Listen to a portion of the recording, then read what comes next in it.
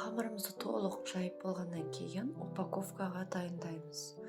Ол үшін киім сататын дүкендерде немесе тойбастарда көйлектің сыртынан немесе костюмдердің сыртынан қаптайтын пакеттерді аламыз. Оның үлкені және қысқасы болады.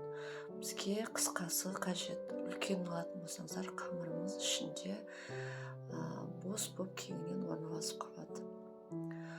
Сол пакетіміздің үстіне кішкене ғана азғантай ұн себеміз де, және немесе бетіне сепсеңіздер де болады, сәл ғана. Видеода көрсетілгендей толық барлық техниканы сақтай отырып, қамырымызда упаковка жасаймыз.